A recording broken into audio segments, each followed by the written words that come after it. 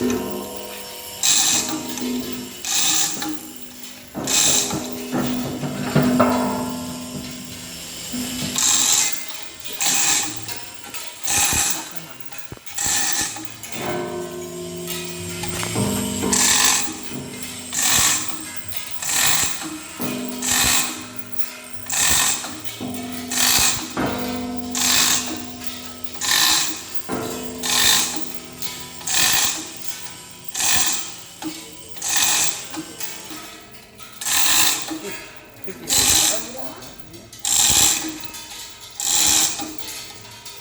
này nó nặng khoảng nhiêu chứ sao?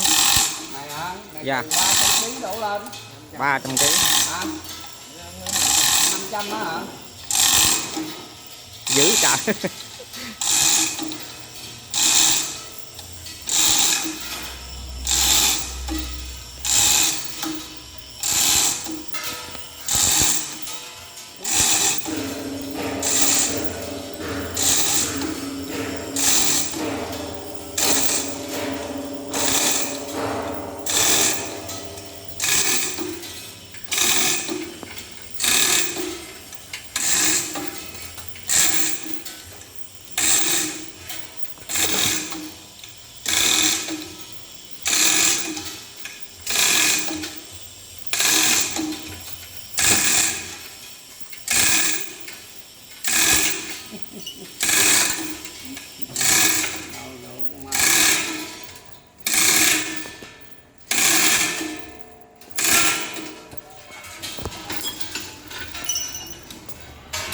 Qua khỏe rồi ơi.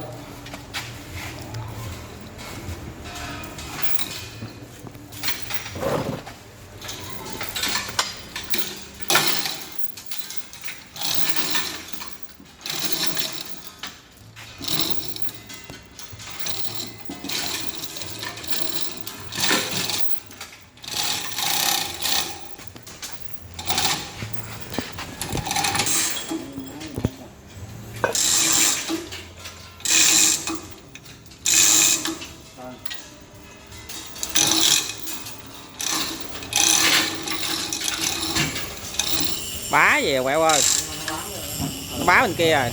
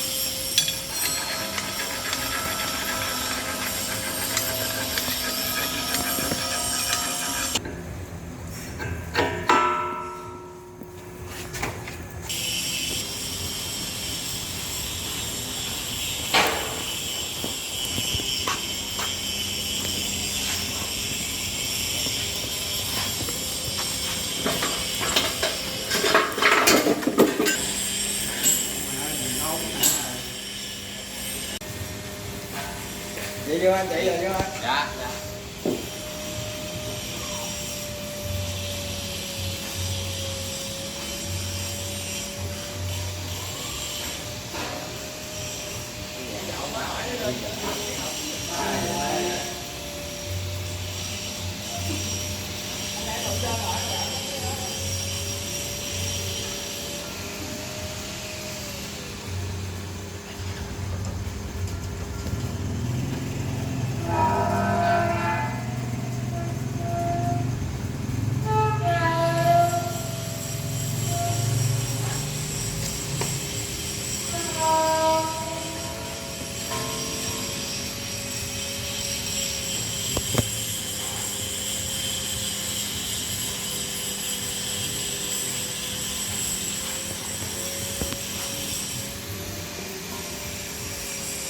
Bây giờ ấy thì buổi chiều mà con đốt lấy bố thì không có hồng mà ấy mà sáng mà con hơi gắn cái lát cũng được. Hai cái lát này dài này. Ừ. Giờ ở đây con đốt bố thì nó sao làm cái lát.